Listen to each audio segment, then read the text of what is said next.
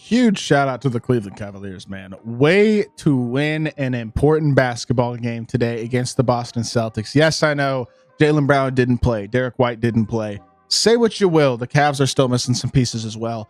The ability to go and beat Boston after losing 2 in a row to a Hawks team that in theory is not on your level shows great resilience. And it's really, really nice to see out of a Cavs team that I hope to see as still a true contender in the Eastern Conference and in the NBA this season. And this is the type of win that gets that job done. You know what I'm saying? Like, yes, it's a home win. Yes, they were probably a little bit healthier overall than the Celtics were in today's game. But you can't really take away from them how solid of a win this is against the defending champions who still had Jason Tatum, Drew Holiday, Al Horford, Kristaps Porzingis, Sam Hauser, Peyton Pritchard, et cetera, et cetera. They still had a lot of talent and a lot of top tier guys and a lot of depth playing in today's game. So yeah, sure. The Celtics weren't fully healthy. Neither were the Cavs. Max Strus is still out. They're still not fully healthy.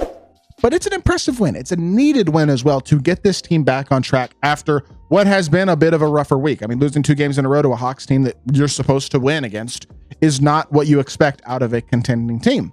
But this is how you bounce back. And Donovan Mitchell goes out and shoots a tour date, 5 for 23 against the Hawks a couple nights ago. Shout out to Donovan Mitchell, man, fighting himself back and putting up a great performance tonight. 12 of 21, 6 of 11 from 3, 35 points. Darius Garland has himself a pretty efficient 22, 5, and 8 as well. And no turnovers as well to 8 assists. Really nice to see that.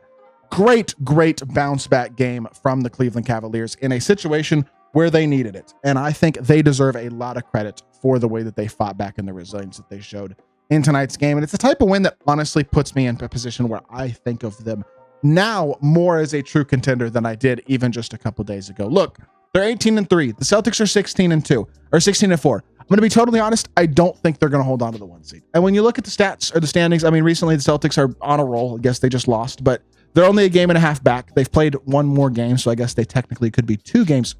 No, they've played 1 less game actually. So if they win, they'll be 17-4. So they'll only be 1 game back if they win their next game. Realistically, the Celtics will still likely end the season with the 1st seed unless there is the exception, obviously, of the possibility of injury. Other than that, though, I do think realistically the Celtics will probably wind up being the 1 seed and the Cavs will be the 2 seed. That's not really a huge issue for any other reason other than the way that the playoffs could set up this year. That's about the only area in which that winds up being a big issue is if, say, conference finals, Celtics versus Cavs, Celtics will have home court advantage. That's about the only issue there. The 2 seed is totally fine in the East and will still set them up with what is likely to be a very favorable first round matchup between a team like the Hawks, the Pacers, the Pistons, the Heat. One of those teams realistically is likely going to be the squad they play in the first round. That's a favorable matchup for Cleveland. And then second round will likely be winner of what? Somewhere between the Magic or the Knicks likely. And I think those are both very winnable series for the Cavs as well. This season is shaping up really nicely for them to be a serious contender in the Eastern Conference. And you got to keep in mind, man, this team is not just Donovan Mitchell and Darius Garland. They have so much talent and so much depth. Ty Jerome, I mean, I've talked about him multiple times, but he has been an absolute godsend for this team this season, has been one of the most surprising players in the entirety of basketball at this point in the year. Karis LeVert has had a super efficient year. George Niang had a really good game tonight, which is needed because he struggled recently. 4 of 6, 3 of 3 from the 3-point line. That's always super duper nice.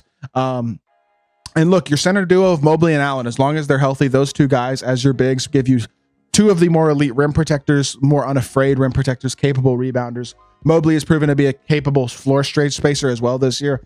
As long as those 2 guys are healthy, this team is going to be just fine on the defensive end of the court. Now, if one of them were to get hurt, then all of a sudden the Cavs are in a much scarier situation. This is not a team that I think has big man depth to endure serious injuries to either one of their bigs. And that would put them in a big spot of problem for sure if one of their bigs were to get hurt. But assuming health for the majority of this roster, they are certainly one of the scariest teams in the NBA. And let's just talk about the stats, man. I mean, realistically, they're shooting 50%, 51% from the field, over 40% from 3. In today's game against the Celtics and the Celtics elite defense, they go 49-47. Like, incredible efficiency. They are currently the number 1 team in points per game by about half a point a game. They're the number 1 team in field goal percentage by over a percentage point. And they're the number 1 team in 3-point percentage also by over a percentage point. Their offensive numbers are off the charts elite right now. They are distinctly the best offensive team in the league, and it's not even really particularly close right now. And they're not bad defensively either. The small guards don't help the situation in a lot of ways with D-Mitch and Garland, but guys like Mobley, Allen, Okoro, etc., who are real contributors on that end of the court, make this defense very solid as well, and put them in a situation where they have the two-way talent and the two-way capability to compete with any team in the league and play very high-level basketball. I mean, we can even talk about the first Celtics game when they were 15-0, trying to start challenges for the record for most wins in a row to start the season ever, and they went down 17 at half in Boston. And it's like, well, it's over. They're going to pack it in and be okay with 15-0 and just walk away, and it is what it is. We lost. That's not what happened. Yes, they lost the game, but they fought all the way back into that game and gave themselves a serious chance to win down the stretch in a game that it would have been totally understandable. Just sit there and pack it up and let the game go. We've played great to start the year. It's okay to lose. That's not what they did. I think the resilience of this team so far this season, both in that loss, even though they lost, and in today's game, finding a way to win against one of the best teams in the league after a couple of rough games in a row, is the type of stuff that championship teams are made of. And if the Cleveland Cavaliers can keep that up, they have a chance to be a championship team this year. That is not a stretch. It's not a ridiculous thing to say. Going into the year, it's not something that I thought was going to be true, but it is true, and it's proving to be true. And I see no reason why this team can't, number one, give the Celtics, even healthy, a serious run for their money. But number two, if things break their way, they could very easily find themselves. They're the second best team in the East. Like, I have no doubt about that. I think Orlando's really good. I think the Knicks are starting to figure things out, and I think the Knicks are really good too. But I do think the Cavs are the second best team in the East right now. Those other two teams, for me, are a little bit further behind, despite being really good squads. And again, the Magic are 3.5 games back. The Knicks are 5.5 games back. The Cavs have, with their hot start, already built themselves a really nice cushion to have a pretty much not guaranteed top 2 seed in the East, but a really good chance at a top 2 seed in the East. And the other thing is, the schedule isn't like unbelievably brutally hard. I mean, they've got a couple tough games against Denver, a game against Milwaukee, Golden State, Los Angeles, Dallas, OKC coming up over the next month. They've got some tough games, but they've got some gimmies too. Washington, Charlotte with no LaMelo. Miami's been struggling. Philly's been terrible. Utah's a disaster. Charlotte again. Toronto again. A couple games against Indy. And I mean, it's not the easiest schedule in the world, right? But it looks like the type of schedule where they should win a lot of gimme games, and they should win some of these games against some of these tough top-tier competitive teams. And I think the schedule, and it looks like it gets easier as the season progresses. They make it through the next month and have a top 2 seed.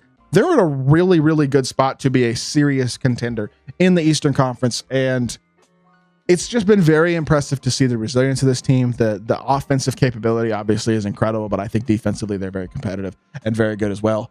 They are absolutely well positioned to succeed. And in a weak Eastern Conference, they are 100% positioned to have a serious chance to win it all. I truly believe that. I think they're that good. And that's not something I would have expected to say, but it is the truth. So with that being said, that's going to do it for this video. Hope y'all did enjoy. If y'all did, make sure you hit that like button, leave a comment, and subscribe. I'll be back with more NBA content very, very soon. I appreciate y'all. Peace.